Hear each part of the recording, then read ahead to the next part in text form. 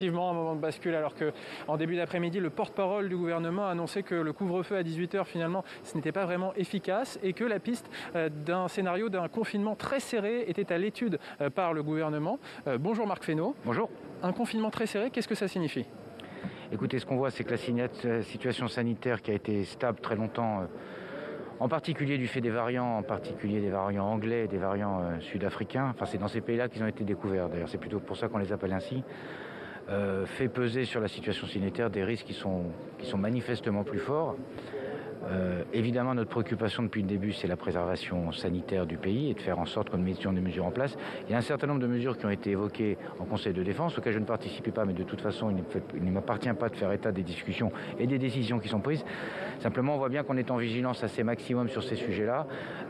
Il appartiendra au ministre de la Santé, évidemment au Premier ministre, avec le Président de la République, sous leur autorité, de prendre les décisions qui s'imposeront. On attend aussi un certain nombre de données complémentaires qui nous permettront, je crois qu'on a toujours bien fait dans cette crise sanitaire, même si on sait que nous sommes tous, dans tous les pays du monde, dans une course un peu folle, derrière, à côté, devant ce virus, pour essayer de le maîtriser. Et malheureusement, la situation des variants crée une situation nouvelle d'un point de vue épidémique qui ne manque pas de nous inquiéter. Donc c'est aussi le signal d'alerte que lançait le porte-parole du gouvernement. Donc vous dites qu'on attend d'autres résultats, d'autres informations. Il faut regarder, il faut essayer de calibrer au mieux. On l'a fait, je vous rappelle, au mois d'octobre. D'abord, une période de couvre-feu qui a été complétée par un confinement. On essaie d'ajuster les outils à un virus qui quand même en permanence, le mot n'est pas bon, mais se joue de nous. Parce que là, on a des variants qui sont beaucoup plus contagieux et c'est pas du tout la même situation que quand nous étions dans la première phase. On attend d'autres informations, ça veut dire pas d'annonce avant ce week-end ? Mais vous verrez, c'est des choses qu'on doit régler avec la modestie impose de ne pas donner des calendriers fermes et définitifs et de laisser ceux qui savent, ceux qui sont amenés à prendre des décisions, de les faire en temps et en heure nécessaires. Alors, en tout cas, ce qu'on sait, ce qu'on a appris, c'est qu'il y aura une réunion demain après-midi avec le Premier ministre et les présidents de groupes parlementaires. Confirme. Quel est l'objet de cette réunion ? Ça veut dire que l'heure est plus grave que prévu ? C'est l'objet, c'est ce qu'a voulu le Premier ministre. Avec les groupes parlementaires, ce qui est à l'œuvre d'ailleurs depuis le mois de mars, c'est d'avoir des points, comment dirais-je, non pas des points d'étape, mais des points d'information et d'échange avec les parlementaires et les présidents de groupe, parce que c'est au Parlement que les choses se font, et c'est les présidents de groupe qui sont appelés éventuellement à prendre aussi des décisions, puisqu'il y a forcément parfois des prolongations législatives, et c'est bien normal qu'on informe les présidents de groupe et le Parlement, le président du Sénat, le président de l'Assemblée nationale, de la situation sanitaire, de ce qu'on en perçoit, de ce qu'ils en perçoivent, de ce qu'ils perçoivent aussi de l'état de l'opinion, de la situation de l'opinion, parce que je pense que c'est suffisamment sérieux cette affaire de Covid pour qu'on essaye collectivement de relever le défi face à des citoyens qui peuvent être lassés, peuvent être en colère, peuvent être fatigués, peuvent être dans un état psychologique qu'on peut très bien comprendre devant une crise qui dure maintenant presque depuis un an. Alors dans le cadre de la prorogation de l'état d'urgence sanitaire qui va être examinée ce soir au Sénat, Gérard Larcher aimerait une autorisation du Parlement en cas de confinement supérieur à 1 mois. Est-ce que le gouvernement peut être d'accord ? Non, je crois que le débat que nous avons avec le Sénat est un débat que nous avons depuis le début de cette crise sanitaire. Alors je vais essayer de pondérer mes propos. Le premier, c'est qu'on a toujours trouvé le Sénat au rendez-vous quand il y avait des éléments d'urgence. Je me souviens, j'avais fait la navette du premier texte du mois de mars avec Olivier Véran et j'ai régulièrement trouvé le Sénat au rendez-vous de la responsabilité. Le président du Sénat et les sénateurs expriment assez régulièrement, comme les députés, la volonté d'être régulièrement informés. Ça passe pas forcément par des étapes législatives tous les mois. C'est là que nous avons un désaccord avec le Sénat. Ça peut passer par des auditions en commission. Il y a eu des commissions d'enquête. Il y a des questions au gouvernement. Il y a des auditions quand on veut. Il y a la réunion dont vous venez de parler avec le Premier ministre. Tout ça, c'est des rendez-vous en transparence qu'on a avec les parlementaires, avec le Sénat, avec l'Assemblée nationale. Ne cherchons pas par la loi à régler quelque chose qui est bien naturel en démocratie, c'est que le gouvernement et le Parlement se parlent. Merci beaucoup Marc Fesneau d'avoir répondu à mes questions. Donc Tam, vous le voyez, le gouvernement ne veut pas forcément renforcer le contrôle du Parlement dans la gestion de cette crise sanitaire. Merci beaucoup Alexandre pour cette réaction et tout de suite on va rejoindre Jean Massier, notre streamer politique pour connaître bien les réactions de ta communauté sur Twitch autour de cette séance de questions d'actu qui était plus calme quand même que celle de la semaine dernière et qui a beaucoup porté notamment, nous on l'a noté en tout cas sur les vaccins. Et oui, absolument, tu as parfaitement raison, Tam, elle était calme cette séance aussi pour une raison un peu surprenante. C'est vrai que ça nous a surpris, le mot confinement n'a pas été prononcé une seule fois, alors qu'on est à quelques heures d'un conseil de défense où le sujet a été remis sur la table par le gouvernement. C'est vrai que ça nous a un peu surpris, on s'attendait quand même à ce que des sénateurs posent la question et que le gouvernement aborde ce sujet-là. Et en fait, pas du tout, on a parlé de beaucoup d'autres sujets extrêmement intéressants, notamment un sujet qui a été pas mal apprécié par le chat, c'est le rapport Oxfam, le creusement des inégalités, le rapport Oxfam donc, qui a été apporté dans l'hémicycle par des sénateurs, notamment Angèle Préville et Alain Bocquet. Difficile réponse d'Alain Griset pour le gouvernement qui essaye de mettre en avant les choses qui ont été mises en place pour aider les plus démunis, y compris pendant la crise du Covid. Mais il n'empêche que c'est quand même très difficile pour des étudiants qui sont en train de se poser la question de savoir s'ils n'ont pas besoin du RSA pour s'acheter à bouffer, de savoir qu'en même temps, les grandes fortunes du monde ont continué à s'enrichir pendant la crise du Covid. Donc le creusement des inégalités est un sujet qui a pas mal intéressé le chat pendant cette séance. Et puis ensuite, sur la question des vaccins, il n'y a pas eu un coup de théâtre, mais presque quand même le moment où Olivier Véran nous a parlé de ce vaccin AstraZeneca en disant publiquement ses doutes sur la capacité d'AstraZeneca à livrer ce vaccin qui est attendu avec quand même pas mal d'espoir, puisqu'il va pouvoir être livré a priori dans les pharmacies d'officine, on l'espère au printemps, peut-être au début de l'été, on ne sait pas. Mais en tout cas, voilà Olivier Véran qui nous dit en pleine séance de questions au gouvernement que AstraZeneca n'a pas l'air très fiable et qu'on n'est pas sûr qu'ils vont pouvoir nous livrer tous les vaccins qu'on leur a achetés. Ça, c'est vrai que ça a un peu mis tout le monde circonspect, je t'avoue. On l'a noté ici aussi. Merci beaucoup Jean pour toutes ces explications. Et à la semaine prochaine, on va continuer aussi les réactions salle des conférences. Alexandre Poussard était tout à l'heure avec la ministre de la Culture, Roselyne Bachelot, qui a notamment annoncé un plan contre les violences sexuelles dans la culture. On l'écoute. Roselyne Bachelot, vous annoncez aujourd'hui un plan global de lutte contre les violences sexuelles dans le monde de la culture. Est-ce que ça veut dire qu'il y a un problème spécifique à ce milieu, une forme d'omerta ? Il y a, comme dans tous les milieux, dans le monde de la culture, une libération de la parole qui se fait et qui dénonce un certain nombre de violences sexuelles, sexistes et de harcèlement. Est-ce que le monde culturel est plus menacé ? Il est évident qu'il y a des activités culturelles, on pense au spectacle vivant, au cinéma, à la musique, où la proximité, où le fait de jouer des scènes, qui sont des scènes qui peuvent être des scènes sexuelles, peuvent entraîner un certain nombre de, d'errances et de difficultés. Donc c'est effectivement un milieu dans lequel nous devons être particulièrement vigilants. C'est la raison pour laquelle je suis complètement mobilisée, d'abord pour informer à travers des plateformes qui permettent les signalements, pour former les professionnels et pour former les responsables d'établissements, pour signaler, il faut que la parole puisse être recueillie, et puis aussi pour accompagner les victimes. Former, informer, signaler, accompagner, voilà le sens du plan que j'ai déposé. Alors, il y a des choses qui existent déjà. On pense par exemple au monde du cinéma, la musique qui conditionne les aides que nous donnons au monde du cinéma et de la musique, qui conditionne au fait de développer des politiques d'accompagnement, de formation et d'information. Et cela, je vais l'étendre aux livres, au spectacle vivant et aux arts visuels. Donc justement, vous allez frapper au porte-monnaie, vous allez conditionner ces aides dans tous les secteurs culturels à des protocoles de prévention des violences. Voilà. C'est-à-dire que chaque secteur, parce que nous aidons beaucoup, vous savez que c'est une caractéristique des politiques françaises de la culture, c'est d'aider à travers des opérateurs, le Centre national du cinéma, le Centre national de la musique, le Centre national du livre, de donner des aides. Eh bien, ces aides, elles sont conditionnées. Établissez un protocole. Suivez, recueillez la parole de victimes, développez la formation des opérateurs et à travers, quand vous aurez fait ces plans, eh bien, vous serez éligible aux aides. Est-ce qu'il faut également boycotter les œuvres des artistes qui sont mises en cause dans certaines affaires de violences sexuelles ? Je pense notamment aux œuvres du plasticien Claude Lévesque qui est accusé de viol et dont l'un des tapis trône à l'Élysée. Alors, je suis pour qu'on se pose en tout cas la question. D'ailleurs, un certain nombre de personnes l'ont déjà fait, de collectivités, je pense particulièrement à Montreuil, qui s'apprête sinon à dépendre ou à défaire les œuvres de Claude Lévesque. Pour ma part, je souhaite que dans les lieux publics, la question soit posée. Il y a effectivement un tapis de Claude Lévesque qui a été acquis par l'Élysée et je pense que très certainement il sera retiré de l'Élysée étant donné l'aspect emblématique de la présidence de la République. Donc il ne faut pas séparer l'homme de l'œuvre. Nous sommes arrivés à un point dans notre société où tout ce qui peut apparaître comme du laxisme, comme une acceptation soft ne peut plus être toléré. La parole des victimes a été trop longtemps ignorée, trop longtemps méprisée pour qu'aujourd'hui, cette parole qui se libère nous oblige collectivement. Merci beaucoup Roselyne Bachelot d'avoir répondu à mes questions. Voilà pour cette réaction enregistrée par Alexandre Poussard. On va à présent rejoindre l'hémicycle pour le débat autour de la prolongation de l'état d'urgence sanitaire. Le gouvernement doit faire adopter un texte au Parlement avant le 16 février, date à laquelle se termine normalement l'état d'urgence. Compte tenu de la situation sanitaire, il demande une nouvelle prorogation jusqu'au 1er juin, mais le Sénat, lui, veut le raccourcir au 3 mai et réclame aussi une validation mensuelle en cas de reconfinement. Et tout de suite, on écoute Olivier Véran, le ministre des Solidarités et de la Santé, qui s'installe. Des lois, monsieur le rapporteur, mesdames et messieurs les sénateurs, ce n'est malheureusement pas la première fois que je me tiens devant vous pour défendre un texte relatif à l'état d'urgence sanitaire. Plus précisément, il s'agit du 6e texte soumis au Parlement à ce sujet en l'espace de seulement 10 mois.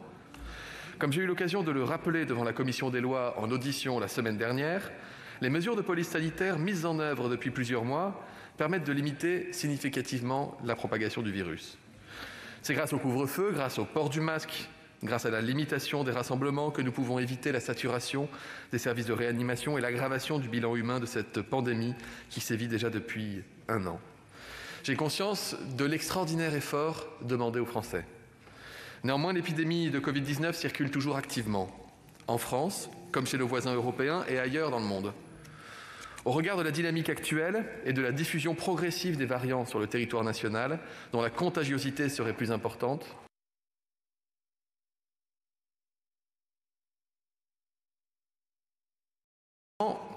par l'augmentation significative des capacités de séquençage génétique du virus et le déploiement de kits PCR qu'on appelle des multiplex, ciblant particulièrement les différents variants du virus connus à date. Nous en avons déployé dès ce week-end, notamment dans les régions les plus actives du point de vue épidémique et en territoire ultramarin.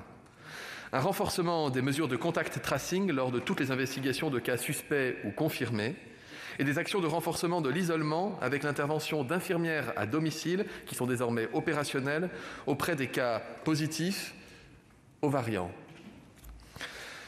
L'état d'urgence sanitaire est déclaré depuis le 17 octobre 2020 sur l'ensemble du territoire national et à la demande du gouvernement, il a été prorogé par le Parlement jusqu'au 16 février 2021 par la loi du 14 novembre dernier. Aujourd'hui, la situation sanitaire et l'évolution prévisible de l'épidémie de Covid-19 nous amène à demander aux législateurs une prorogation de cet état d'urgence sanitaire, et ce jusqu'au 1er juin 2021. Je prends acte du fait que la Commission propose une autre date et nous allons en débattre. J'entends les critiques sur les délais longs prévus par le projet de loi initial. Je comprends le souhait pour le Parlement d'avoir des clauses de revoyure plus fréquentes. Si nous arrivions à trouver les conditions, le chemin d'un accord qui permette demain aux deux chambres de conclure, je n'y serai pas défavorable. Nous verrons comment les débats seront menée dans quelques minutes. C'est ce qui a conduit cette ouverture du gouvernement et ces travaux des parlementaires. Ça a conduit déjà à la suppression de l'article 3. Les députés n'en voulaient pas, le gouvernement les a entendus et n'est pas revenu sur la proposition d'étendre jusqu'au 30 septembre 2021 le régime de sortie d'état d'urgence sanitaire. Le gouvernement se présentera donc, si les conditions le nécessitent, devant le Parlement avant la fin de cet état d'urgence sanitaire, tel que prorogé par le présent projet de loi, pour déterminer le régime opportun afin de gérer la situation après cette échéance. La date du 1er juin 2021, elle nous paraît cohérente au regard de la dynamique de l'épidémie dans notre pays et chez nos voisins, et parce que c'est le temps nécessaire pour que la campagne de vaccination produise pleinement ses effets. Et c'est également le temps nécessaire pour que le calendrier parlementaire puisse nous permettre de revenir dans de bonnes conditions devant vous si la situation devait l'exiger. Cette date permet au Parlement de continuer à se prononcer à des échéances régulières sur le maintien d'un régime dérogatoire guidé, je le rappelle, par le seul souci de garantir la protection et la santé des Français. Le gouvernement propose également de reporter au 31 décembre 2021 la caducité du régime d'état d'urgence sanitaire actuellement fixé au 1er avril par l'article 7 de la loi du 23 mars 2020, introduit à l'initiative de votre Assemblée. Je salue les travaux de votre commission des lois. Ils ont permis de confirmer ce report. Aujourd'hui, il n'est pas possible de se priver, à partir du 1er avril, d'un cadre juridique dédié à la gestion des phases les plus critiques de la crise sanitaire. C'est le sens de l'article 1er du projet de loi. Pérenniser dans le Code de santé publique les outils qui peuvent être actionnés en cas de crise sanitaire était l'objet du projet de loi présenté le 21 décembre dernier, vous le savez, en Conseil des ministres. Ce texte a finalement été retiré de l'ordre du jour. Il sera examiné par le Parlement une fois la crise sanitaire derrière nous. À ce titre, le gouvernement ne souhaite pas, à ce stade, modifier le régime juridique, mais vous proposera que ces discussions aient lieu dans le cadre de l'examen du prochain projet de loi relatif à la gestion des crises sanitaires. Je pense notamment à l'intervention du juge des libertés et de la détention pour la prorogation des quarantaines et isolements, ou à l'exclusion de la réglementation des locaux à usage d'habitation. Enfin, sur le sujet de la mise en œuvre des systèmes d'information institués pour lutter contre la propagation de l'épidémie, je note que votre commission des lois a retenu la date du 1er août plutôt que celle proposée par le gouvernement qui était le 31 décembre. Au fond, ces outils numériques ils sont essentiels pour notre stratégie tester, alerter, protéger. À chaque fois qu'un résultat positif est rentré dans SI-DEP, ça permet aux équipes de l'assurance maladie des ARS de prendre contact avec la personne pour retracer toutes les chaînes à risque et casser les chaînes de contamination, identifier les gens qui étaient éventuellement en contact et sans masque avec des personnes malades, de les appeler, les inviter à s'isoler. C'est un dispositif qui est en constante évolution, comme l'atteste un récent décret d'ailleurs du 20 janvier 2021, qui permet la mise en place d'un contact tracing rétrospectif. C'était une demande aussi des parlementaires, en tout cas relayée par le Parlement, ce qu'on appelait le tracing à la japonaise, pour identifier les lieux et les situations à risque de contamination, ainsi qu'un renforcement du contact tracing international et de l'accompagnement sanitaire et social des personnes infectées ou susceptibles de l'être. Un rapport contenant de nouveaux éléments sur la mise en œuvre de ces systèmes d'information sera transmis au Parlement dans les prochaines semaines. Il ne fait toutefois aucun doute que ces dispositifs jouent un rôle crucial dans la lutte contre l'épidémie. Il est indispensable de les maintenir pour une durée appropriée par rapport à la gestion de la crise sanitaire. En effet, si on devait supprimer tous les outils qui aujourd'hui nous permettent au contact tracing dès le mois d'août, dès le début du mois d'août, on serait probablement, en tout cas je ne l'espère pas, mais imaginons que l'épidémie continue de circuler même à bas bruit en plein été, je serais, moi, en tant que ministre en charge de la gestion de crise, extrêmement embarrassé pour, en plein milieu du mois d'août, me priver de l'outil Contact Covid ou de SI-DEP. Et il sera à ce moment-là impossible de revenir à la fin du mois de juillet devant le Parlement pour demander une prolongation de ces logiciels. Et par ailleurs, on peut se dire des choses, j'espère de toutes mes forces que nous aurons pu vacciner un maximum de Français, mais je ne suis pas du tout convaincu qu'au mois d'août, nous puissions déjà regarder en arrière en considérant que la crise serait passée. Donc nous ne devons pas nous désarmer.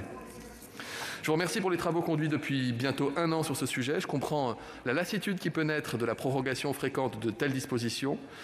Je comprends le souci qui vous guide de mieux encadrer ce régime d'exception. Je vous le dis, je suis ouvert à discussion sur les choses qu'on peut encore aménager, qui sont susceptibles de remporter votre confiance et de nous permettre de lutter avec efficacité dans la durée contre cette épidémie. Je vous remercie.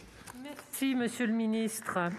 La parole est à Monsieur Philippe Bas, rapporteur de la Commission des lois. Monsieur le rapporteur.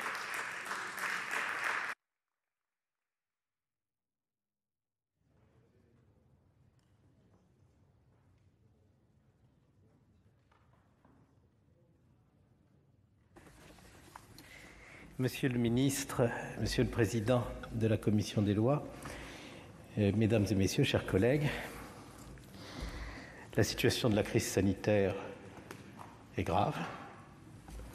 Après plusieurs semaines de couvre-feu, d'abord à 20h, ensuite à 18h dans certains territoires, puis sur tout le territoire national, après le reconfinement de l'automne, force est de constater que la dynamique de l'épidémie n'a pu, malgré tous les efforts des Français et ceux des autorités sanitaires, être cassée.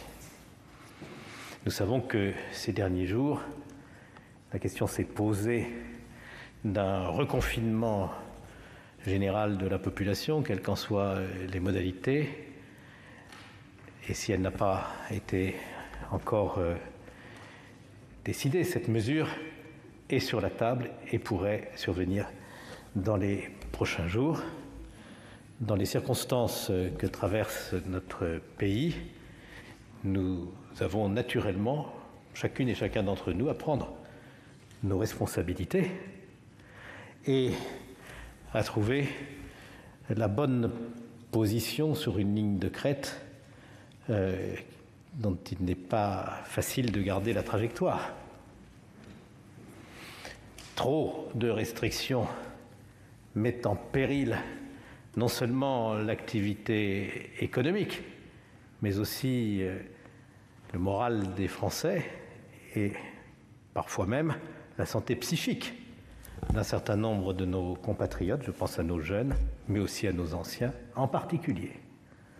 Insuffisamment de discipline, de restriction à nos libertés, mettent en péril la vie de ceux qui sont les plus vulnérables face à l'épidémie. Cette ligne de crête que vous n'avez cessé d'essayer de garder, Monsieur le ministre, nous nous sommes efforcés de notre côté de donner aux autorités sanitaires les moyens de la tenir. Et si nous n'avons pas voté toutes les lois relatives à l'état d'urgence qui nous ont été présentées, ce n'est pas parce que nous contestions la nécessité de prendre des mesures qui malheureusement restreignent les libertés fondamentales des Français, c'est précisément parce qu'étant conscient de la nécessité de ces mesures, notre approche démocratique de la question nous conduisait à vous dire qu'est-ce qu'il y a de gênant pour le gouvernement à revenir régulièrement devant le Parlement, comme vous le faites aujourd'hui, pour obtenir son autorisation. Combien plus fort un gouvernement est-il quand, au lieu d'agir seul, il s'adosse régulièrement au vote de la représentation nationale qui atteste devant les Français de la nécessité des mesures exceptionnelles qui doivent être mises en œuvre. Aujourd'hui, la situation sanitaire justifie pleinement que le gouvernement nous saisisse de ce projet de loi pour prolonger, au-delà du 16 février, l'état d'urgence sanitaire. Il n'aurait pas le droit de le faire si nous ne nous prononcions pas. Je dis qu'elle le justifie. Le ministre pourrait faire état de chiffres plus récents que ceux que j'ai sous les yeux. Je vais tout de même vous livrer ceux que j'ai sous les yeux. Ils datent du 23 janvier. Et malheureusement, ils n'ont pas évolué dans le bon sens depuis le 23 janvier. 24 000 contaminations détectées en un jour, un indicateur de reproduction effective du virus de 1,1, c'est-à-dire chaque personne contaminée en contamine en moyenne 1,1, ou pour 10 personnes contaminées, il y a 11 personnes qui sont contaminées. Ça n'est pas encore une explosion, mais c'est un chiffre qui est excessif et qu'on ne peut pas laisser en état.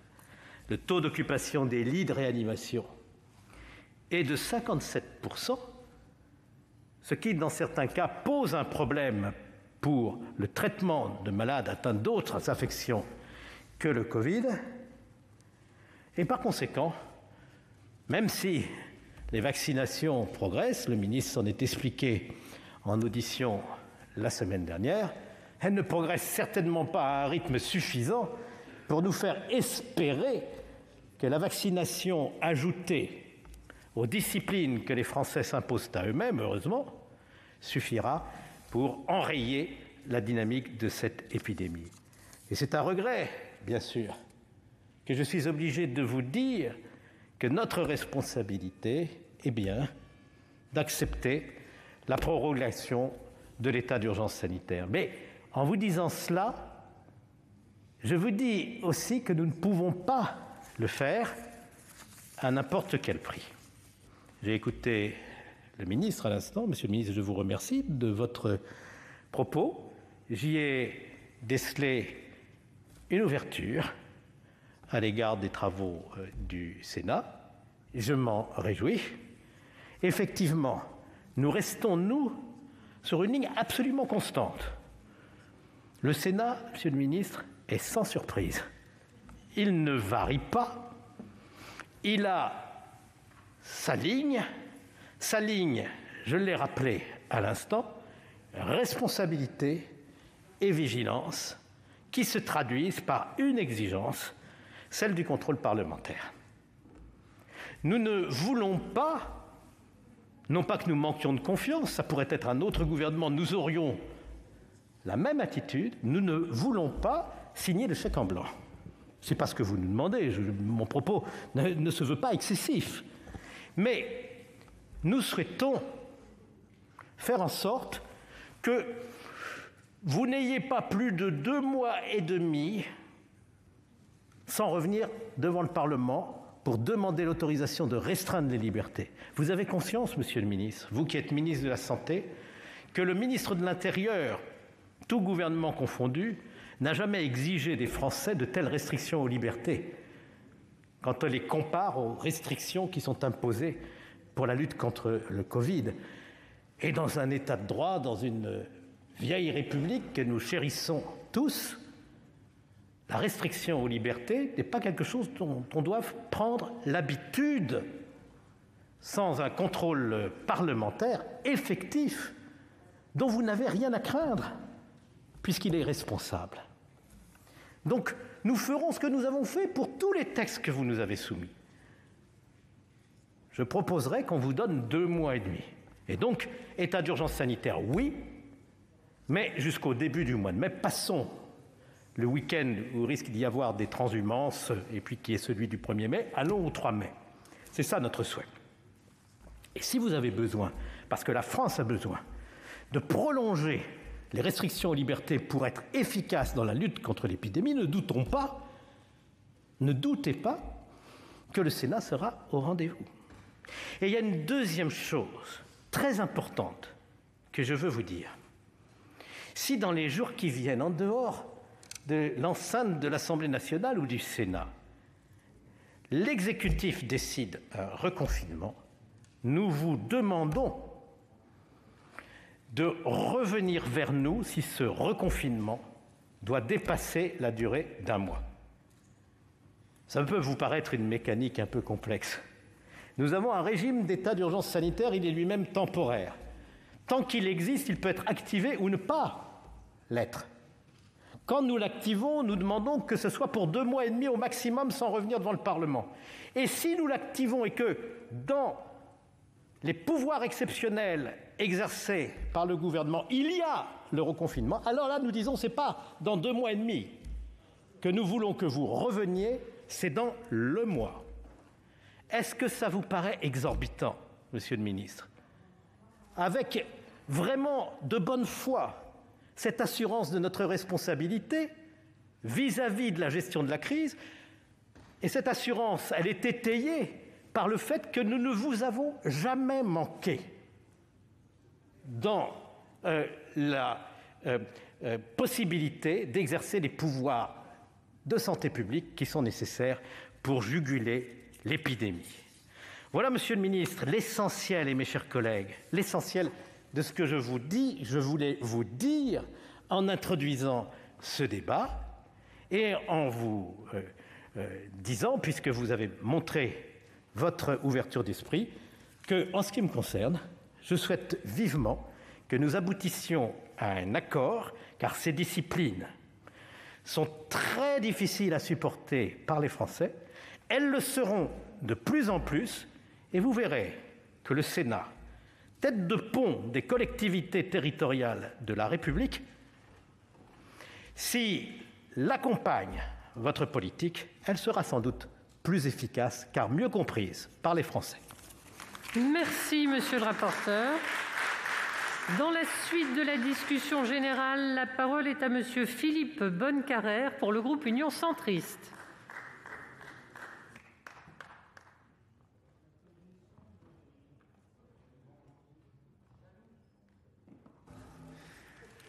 Madame la Présidente, Monsieur le Ministre, Messieurs les Présidents, chers collègues, chacun est conscient dans cet hémicycle de la gravité de la pandémie, de la difficulté de gérer cette situation et du nécessaire esprit de responsabilité.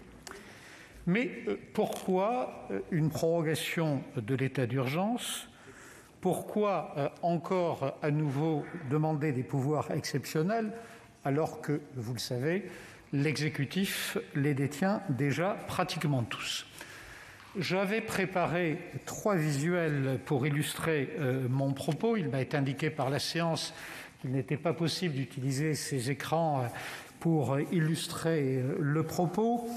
Le premier slide, comme on l'a dit, que j'avais préparé, le premier visuel, était un tableau qui présentait les 6 décisions successives portant état d'urgence dans le cadre de la lutte contre le terrorisme. Le deuxième visuel présentait les 6 décisions concernant l'état d'urgence sanitaire, y compris celle qui nous réunit, et vous imaginez volontiers quel était le troisième visuel, où de 2015 à 2021, par des couleurs distinctes, je présentais les périodes sous état d'urgence et les périodes, je dirais, de vie ordinaire. Vous avez en tête, bien entendu, cette frise. Elle fait apparaître que de 2015 à 2021, et 2021 n'est pas terminé, nous avons pendant ces 6 années été pratiquement les 2/3 du temps en situation d'état d'urgence.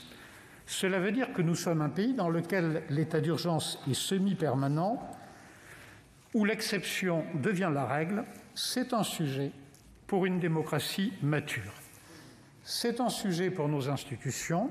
C'est aussi un sujet dans la lutte contre le Covid-19. Et je n'échapperai pas à cette question. C'est un sujet pour nos institutions. Notre Constitution est présidentielle. Nous sommes nombreux à nous en réjouir, mais elle a changé de nature avec le quinquennat et l'inversion du calendrier législatif. Vous le savez, l'Assemblée nationale et le gouvernement sont issus de l'élection du président de la République. C'est ce que j'appelle l'hyper-présidentialisation. Et vient s'ajouter à cela, à travers l'état d'urgence, une verticale du pouvoir qui conduit à attendre une décision au mercredi 20h ou au jeudi 18h. Très simplement, notre groupe, posément, sereinement, énonce que ce tête-à-tête, Monsieur le ministre, entre le président de la République, quelles que soient ses qualités, qui décide seul et qui est par là même seul responsable, et nos concitoyens, est un tête-à-tête dangereux. C'est aussi, deuxièmement, un sujet dans la lutte contre le Covid-19 et pour l'efficacité de l'action sanitaire. Le Parlement et la société civile n'ont plus rien à dire avec l'état d'urgence. Vous raisonnez, Monsieur le ministre, à partir d'une sorte d'intérêt supérieur dont l'exécutif serait le seul porteur, là où l'intérêt général doit être défini dans un dialogue entre la société civile et les institutions.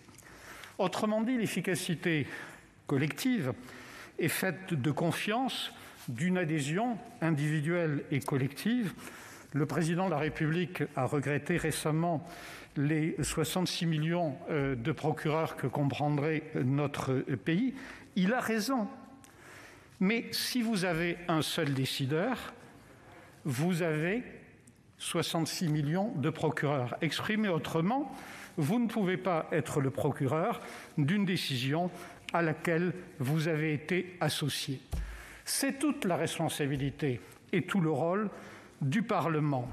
Informer le Parlement, Monsieur le ministre, ou lui demander d'autoriser telle ou telle mesure, ce n'est pas la même chose, et c'est ce deuxième élément qui fait défaut. Tout ceci, mes chers collègues, pose la question de l'acceptabilité des mesures sanitaires. Vous savez bien que c'est le débat actuel. Pour le groupe de l'Union centriste et moi-même, nous voudrions insister sur cet aspect des choses et vous faire 2 propositions, considérant que pour une fois le débat est complètement politique. Et pour vous faire ces 2 propositions, il est nécessaire de clarifier vis-à-vis de nos concitoyens le sens du vote. Contrairement à ce que pensent beaucoup de nos concitoyens, notre vote de cet après-midi n'est pas sur un 3e confinement. Il est sur, si vous m'autorisez une métaphore, une boîte à outils dans laquelle nous donnons un certain nombre d'instruments au gouvernement, par lequel il y a des instruments de puissance différentes, mais nous ne votons pas sur un 3e confinement éventuel. La proposition de notre groupe est donc, Monsieur le ministre, si vous estimez, dans les jours qui viennent, nécessaire un 3e confinement, de le soumettre à la décision préalable du Parlement. Et c'est une nuance importante par rapport à la position parfaitement respectable et que je soutiens bien entendu de la commission des lois. C'est d'une part l'expression du président Larcher qui a indiqué qu'au regard des conséquences d'un 3e confinement, celui-ci devait être soumis préalablement au Parlement. Mais c'est aussi, me semble-t-il, Monsieur le ministre, vous rendre beaucoup plus fort S'il y a vote du Parlement, chacun devra prendre ses responsabilités. Nous verrons alors s'il y a une union sacrée et ce que chacun fera. Exprimer autrement, cela change tout. Tout sur la force, la crédibilité, l'acceptation de la décision pour nos concitoyens, si le Parlement y est ou non associé préalablement. Et ceci peut être fait en 48 heures, nous l'avons déjà fait. Alors vous me direz peut-être, Monsieur le ministre, mais nous n'avons pas le temps de saisir le Parlement. Bien sûr que si, bien sûr que nous aurons 48 heures, quand le Président de la République explique, à juste titre, que la décision peut attendre encore une semaine. Si la décision peut attendre encore une semaine, il y a bien le temps de saisir le Parlement et de donner à travers cela à nos concitoyens les moyens d'une acceptabilité. La deuxième proposition concerne le « quoi qu'il en coûte » de mars dernier. Le « quoi qu'il en coûte » a été une décision forte du Président de la République. Elle a indiscutablement rassuré nos concitoyens. Je ne suis pas certain qu'elle ait aujourd'hui la même valeur et qu'elle les rassure. Je pense même que, d'une certaine manière, elle est aujourd'hui devenue anxiogène. Nos concitoyens savent très bien qu'il y a, et mon propos n'est pas simplement budgétaire, mais qu'il y a des difficultés sociales, des difficultés psychologiques, des difficultés sanitaires, l'isolement des aînés, tous les problèmes de votre quotidien. Et donc nous vous proposons qu'au printemps, il y ait sur le même mécanique le vote sur une boîte à outils qui concernerait la sortie de ce quoi qu'il en coûte, comment en sortir, quelles limites, quelle transition. Ce serait aussi, Monsieur le ministre, mes chers collègues, le moyen de nous projeter à travers un tel débat et un tel vote sur la manière de sortir d'un jour sans fin. Merci, Monsieur Bonnecarrère. La parole est à Madame Marie-Pierre de La Gontrie pour le groupe socialiste et républicain.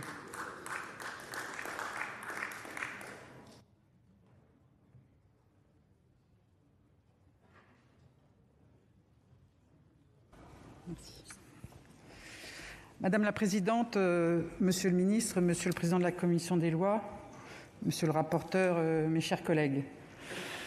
Nous voici réunis dans cet hémicycle pour la 6e fois, plus exactement pour le 6e projet de loi, puisque bien évidemment nous avons eu à débattre plus souvent que cela des dispositions qui nous étaient proposées. Vous proposez, Monsieur le Ministre, voté par l'Assemblée nationale, une reconduction de l'état d'urgence dont le rapporteur Philippe Bas a eu raison de rappeler que jamais le Sénat ne s'est écarté d'une prise de responsabilité dans ce domaine.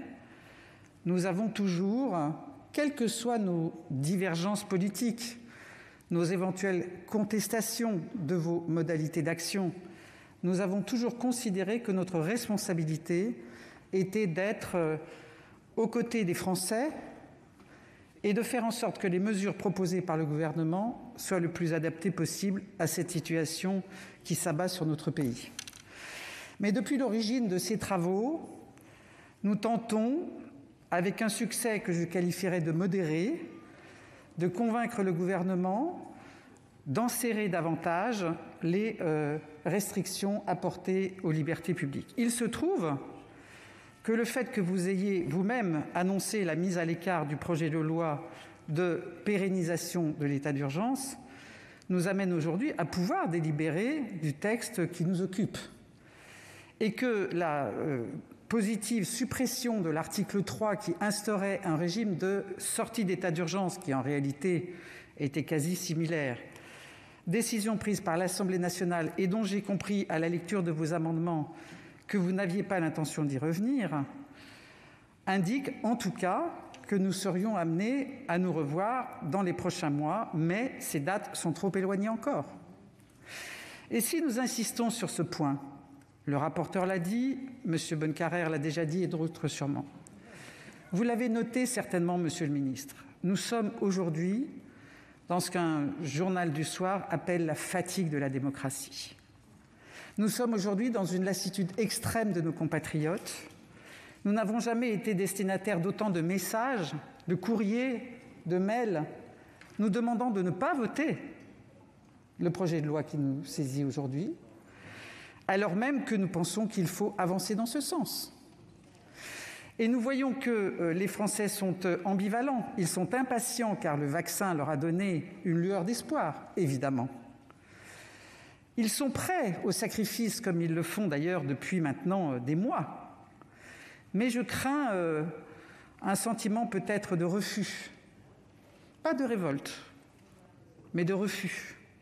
Et c'est pour cela que lorsqu'on vous adjure de vous appuyer sur les élus, sur les collectivités locales, c'est parce que nous avons cette proximité que vous n'avez pas parce que vous êtes ministre, membre du gouvernement. Nous pouvons accompagner les mouvements. C'est pour cela aussi que nous vous faisons des propositions qui seront reprises par mon collègue Jean-Pierre Sueur tout à l'heure, pour, au-delà de l'enserrement, de l'encadrement des mesures de limitation de liberté publique, ces mesures pourraient être mieux adaptées. Je l'illustre sur un point. Nous souhaitons que vous acceptiez que ces mesures soient différenciées selon les territoires. Il fut un temps où c'était le cas, en fonction de la circulation du virus. Aujourd'hui, ce n'est plus l'heure d'avoir ce type de raisonnement. En revanche, le taux de population, d'urbanisation, de démographie amène, nous semble-t-il, à s'interroger. Doit-on imposer les mêmes types de contraintes, de couvre-feu par exemple, à des villes denses? Moi-même élu de Paris, autant vous dire que j'applique ça à la capitale, et à une ville de 2000 habitants, qui n'a absolument rien à voir en termes de prise de risque. C'est une illustration. Donc plus de finesse dans votre mise en œuvre.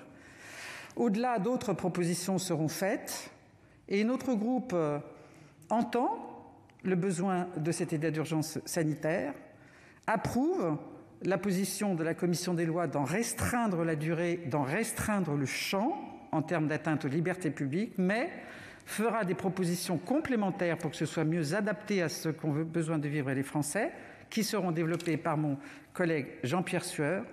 Et in fine, nous ne nous opposerons pas à ce texte, mais nous ne le voterons pas, nous nous abstiendrons sur l'ensemble, sauf, vous avez fait une ouverture tout à l'heure, sauf si certains de nos amendements étaient évidemment acceptés par le Sénat. Merci, chers collègues. La parole est à monsieur Stéphane Ravier.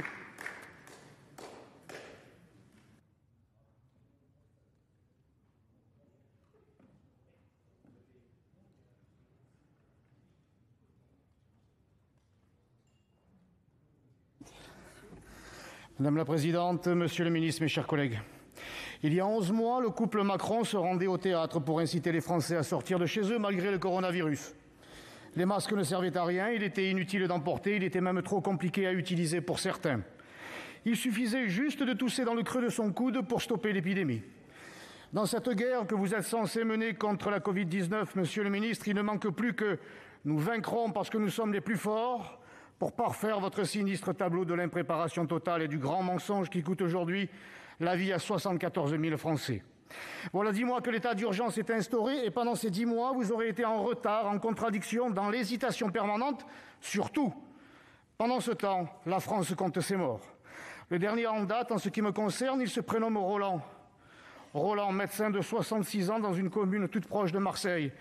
Roland, c'était mon médecin de famille. Et dans médecin de famille, Monsieur le Ministre, il y a famille.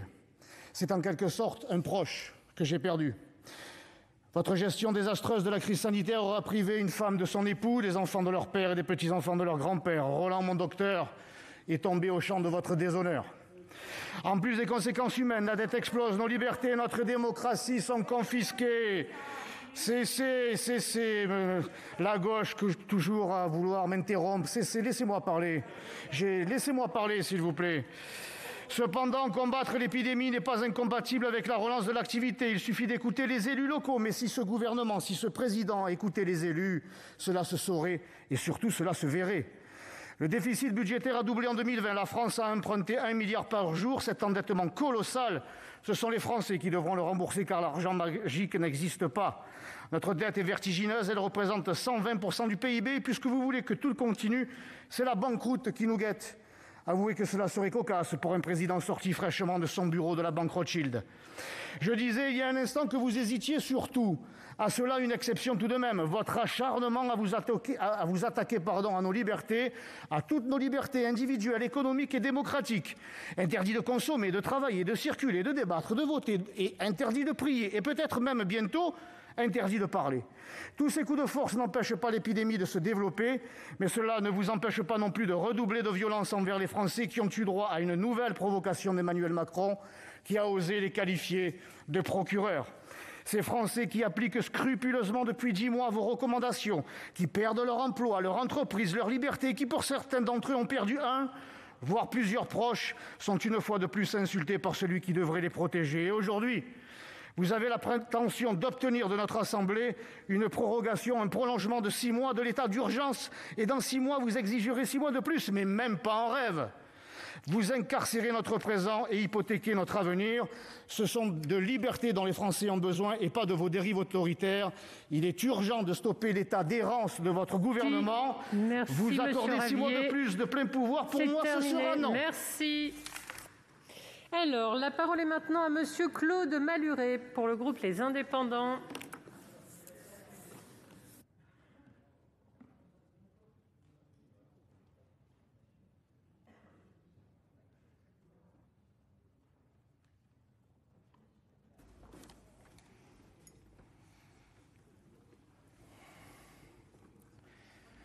Madame la présidente, monsieur le ministre, mes chers collègues, le 17 décembre dernier, au moment où la France était soi-disant peuplée d'anti-vaccins, je déclarais ici même devant vous ce qu'il faut craindre, ce n'est pas que les gens refusent la vaccination et que les doses restent dans les congélateurs, mais que nous ayons du mal à répondre à la demande.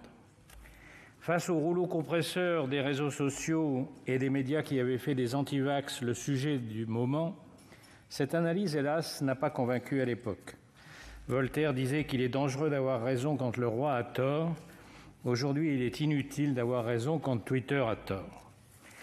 Il était pourtant facile de s'apercevoir de l'ineptie des sondages qui ne distinguaient pas entre les anti-vaccins et ceux qui attendaient de mieux connaître un vaccin nouveau.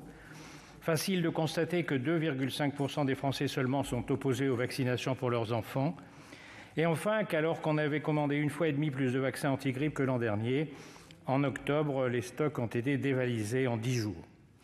Quel journal a-t-il alors titré « Ruée sur les vaccins » ? Aucun. Les Français n'étaient pas anti-vaccins, ils attendaient seulement quelques précautions avant de conseiller à leur grand-mère de se faire vacciner. Mais ça ne fait pas le buzz. Dans notre monde hystérisé, les critiques mutent aussi vite que les virus. C'est désormais la lenteur de la vaccination qui est dénoncée, souvent par ceux-là même qui reprochaient qu'on ne prenne pas assez de précautions face aux anti-vaccins. C'est tellement agréable de mettre un bâton dans les roues de la charrette pour mieux se plaindre qu'elle n'avance pas.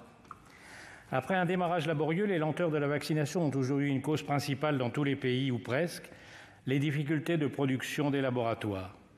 Il faut le répéter aux professionnels de l'indignation, personne, ni l'Europe, ni le gouvernement, ni les élus locaux, ni les soignants, n'en portent la responsabilité.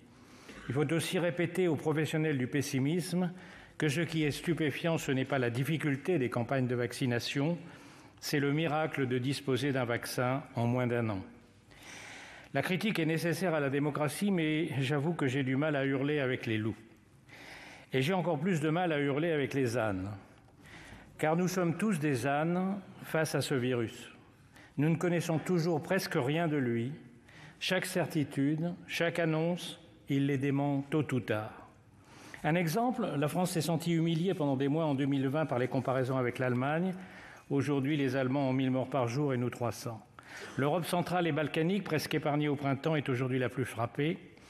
Il y a donc dans l'extension de l'épidémie des déterminants qui vont bien au-delà de l'application des mesures de protection et que nous ne comprenons pas.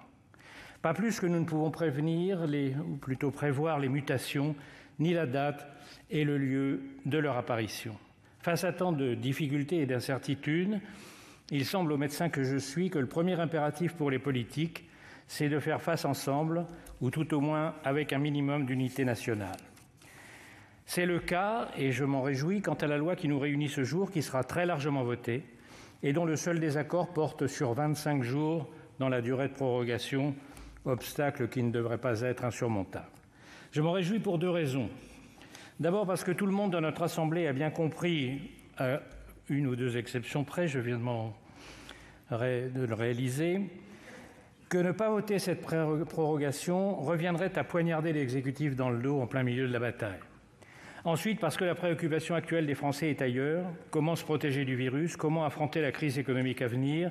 Comment pour chacun surmonter les difficultés passées, présentes et futures et la profonde lassitude qui, peu à peu, étreint nos concitoyens?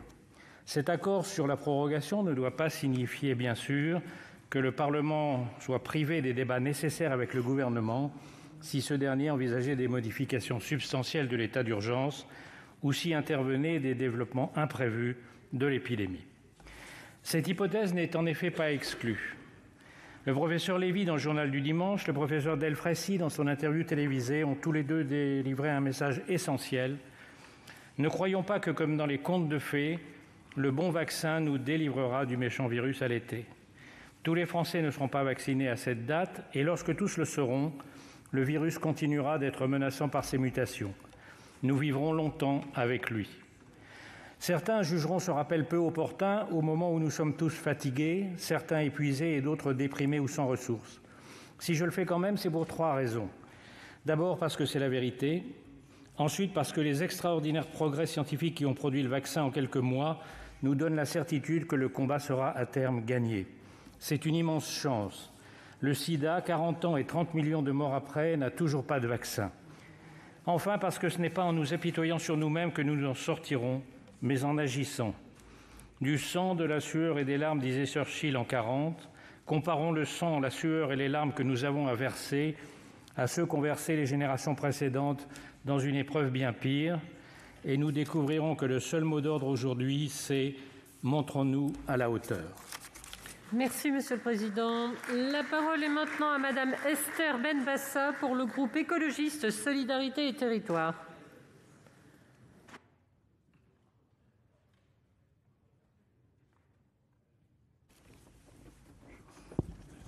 Madame la Présidente, Monsieur le Ministre, Monsieur le Rapporteur, mes chers collègues, le 24 janvier 2020, la France a enregistré son tout premier cas de Covid-19.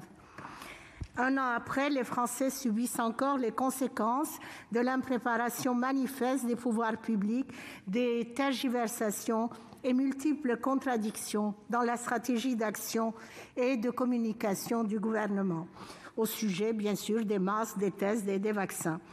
N'oublions pas non plus le déplorable manque de moyens dont souffre l'hôpital public et de manière encore plus large le service public de la santé. Parmi les erreurs dans la gestion de la Covid-19 figure l'opportunité ratée à l'été 2020 d'impulser une augmentation structurelle de nouveaux lits de réanimation et non des créations temporaires et trop peu nombreuses, comme cela a été le cas. Les Français se sont retrouvés alors à nouveau confinés à la sortie de l'été, face à une deuxième vague à laquelle ils n'étaient pas préparés, alors même que l'on savait qu'elle s'annonçait. Qui, enfin, peut oublier l'imbroglio à répétition des approvisionnements tardifs, insuffisants en masques et en tests PCR et désormais en vaccins. De même, le gouvernement nous incitait à voter au premier tour des municipales le 15 mars 2020, puis décréter un confinement au niveau national le lendemain. Il autorisait un déconfinement à l'été 2020 pour remettre en place un confinement à l'automne. Reconfinement qui prend fin au début de l'hiver pour être remplacé par un couvre-feu. Vous reconnaîtrez que la stratégie est illisible. Certes, l'évolution de la maladie y est aussi pour beaucoup. Aujourd'hui, Monsieur le Ministre, vous demandez à cette Assemblée de proroger de nouveau l'état d'urgence sanitaire. Il s'agit du 4e texte instaurant ou prolongeant celui-ci. Si nous ne pouvons ignorer la persistance de cette épidémie, nous ne pouvons pas non plus nous empêcher de nous poser la question suivante. Combien de temps encore durera cette urgence ? Combien de temps avant que le gouvernement ne se procure un nombre suffisant de vaccins pendant que plus de 300 personnes par jour décèdent de cette maladie? Si urgence il y a, elle impose de toute évidence d'agir vite, avec efficacité et bon sens. Est-ce bien le cas? Nous contestons l'utilité d'un état d'urgence pour lutter efficacement contre la Covid-19. Devons-nous rappeler au gouvernement que nous n'étions pas sous le régime de l'état d'urgence sanitaire lorsque le premier confinement a été décidé à la mi-mars 2020? Laisser la gestion de la pandémie dans notre pays entre les mains du seul exécutif sur un temps aussi long n'est de toute évidence une mesure ni nécessaire ni proportionnée. Il est de surcroît indispensable d'œuvrer avec les élus locaux d'une manière coordonnée. Si les conditions sanitaires impliquent des mesures fortes, il n'est pas souhaitable, dans un État démocratique comme le nôtre, bien sûr, de priver en quelque sorte le Parlement de sa capacité à légiférer et de réduire à peau de chagrin sa capacité de contrôle. Nos institutions sont durement et profondément éprouvées par cette succession d'états d'urgence qui menacent désormais les fondements mêmes de notre démocratie. Le risque d'accoutumance au régime d'exception est bel et bien réel et a été dénoncé tant par la défenseure des droits que par le président de la CNCDH. Un régime d'exception qui finit par s'ancrer par la pratique dans le droit commun n'est plus un régime d'exception. Pour toutes ces raisons, le groupe écologiste Solidarité et Territoires ne pourra que voter contre cette énième prorogation de l'état d'urgence sanitaire. On ne saurait indéfiniment mettre tout un pays sous cloche, ni accepter que tout un peuple, déjà en proie aux affres d'une pandémie redoutable, voit ses libertés un peu plus rognées chaque jour. Je vous remercie. Merci Madame Benbassa. La parole est à Monsieur Thani Mohamed Soilihi pour le groupe RDPI.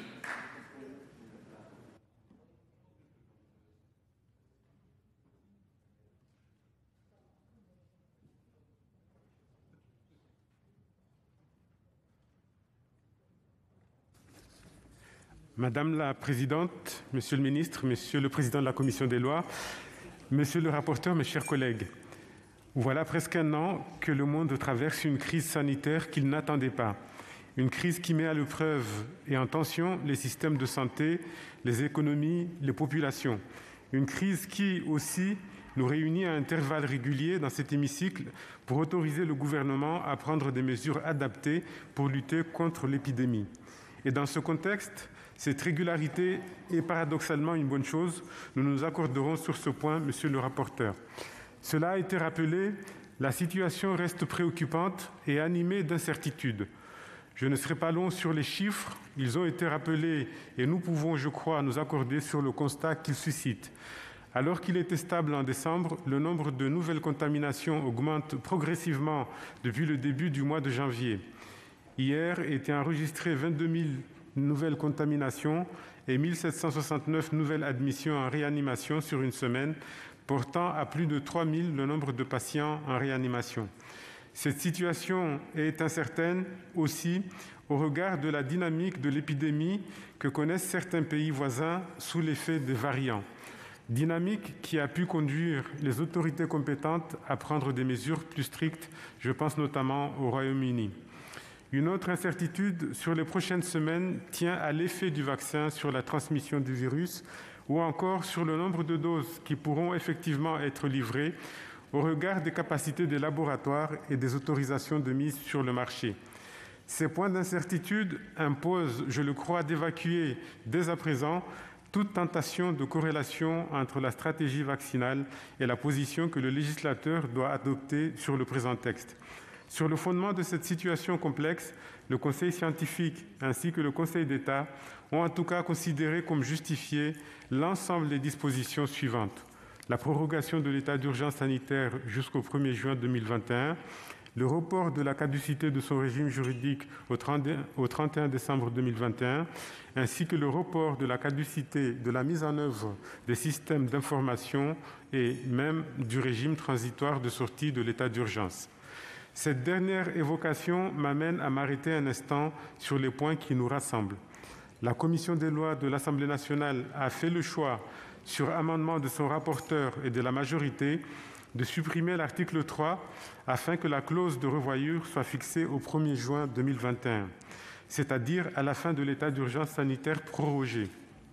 Or, c'est bien la superposition de la prolongation de ce régime avec celle de l'état d'urgence qui avait cristallisé sur nos bancs les oppositions à 2 précédents textes. Le gouvernement a consenti à cette suppression dans une position qui doit être saluée. Vous l'avez d'ailleurs fait, monsieur le rapporteur. Je pense ensuite au report de la caducité du régime de l'état d'urgence sanitaire au 31 décembre 2021, que vous n'avez pas modifié, monsieur le rapporteur, dans une approche qui, elle aussi, peut être saluée. Ce report permettra de conférer plus de recul pour construire un cadre pérenne de gestion des crises sanitaires à l'issue de l'épidémie, dont la nécessité a été soulignée à plusieurs reprises sur nos bancs. Alors même que ces points auraient pu constituer des bases solides pour la perspective d'un accord entre les 2 chambres, la Commission a fait le choix de réduire d'un peu moins d'1 mois la prorogation de l'état d'urgence sanitaire.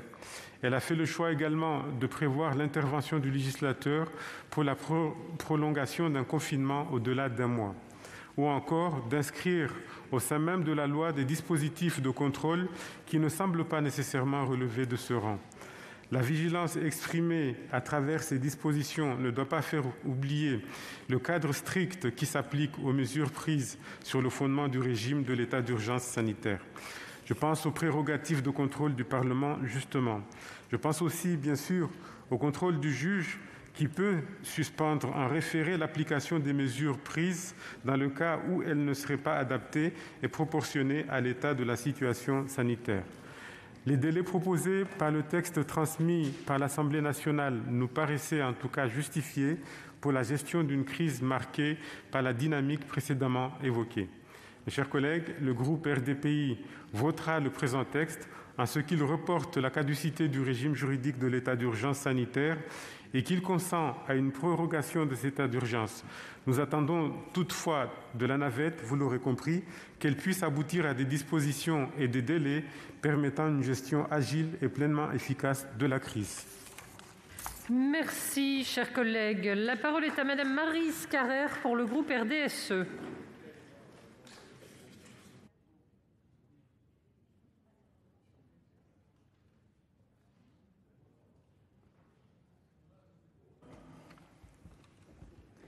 Madame la présidente, monsieur le ministre, monsieur le rapporteur, mes chers collègues. En décembre dernier, l'universitaire, historien et juriste François Saint-Bonnet nous alertait. Rendons à l'urgence et à l'exception leur lettre de noblesse. Le meilleur moyen d'y parvenir est de résister à la tentation d'en banaliser l'invocation. Sa position n'était déjà pas isolée. Et ces mots, je crois, doivent nous rappeler l'essence même de ces dispositifs extraordinaires qui défilent ces dernières années. Faire face à l'urgence, faire face à l'exception. Il est indéniable que la crise du Covid-19 a imposé l'urgence et l'exception. Depuis le mois de mars, le Sénat a soutenu pour l'essentiel les mesures gouvernementales. La question se repose aujourd'hui et naturellement, le groupe RDSE ne fuira pas ses responsabilités. Nous ne remettons pas en cause la nécessité qu'il y a à maintenir des mesures sanitaires contraignantes. Cependant, nous croyons qu'il est possible de discuter de la manière dont les décisions sont prises et de redonner au Parlement sa place et sa légitimité. Voilà bientôt 1 an que nous sommes entrés dans cette crise historique. Presque une année entière que nous vivons sous l'étiquette de l'urgence et de l'exception. Après, je le rappelle, presque 2 années, entre 2015 et 2017, sous l'empire de l'état d'urgence suite aux menaces terroristes. Force est d'observer une forme de lassitude et d'épuisement dans nos territoires. Les efforts consentis ont été nombreux depuis le premier confinement jusqu'à l'actuel couvre-feu à 18h. Nos concitoyens aspirent avec patience à retrouver une vie, peut-être pas normale, mais moins exceptionnelle. Que ferons-nous si la crise perdure ? Que ferons-nous si la campagne vaccinale ne porte pas les fruits que nous espérons? Que ferons-nous si le virus revient à chaque automne? Les interdits et les restrictions soudainement décidés ne pourront pas être la seule réponse à cette crise. Et pour cela, nous devons dès à présent réfléchir aux modalités qui permettraient d'y remédier. Cette démarche doit valoir pour les secteurs les plus sinistrés, tels que la santé, la restauration, le tourisme, la culture.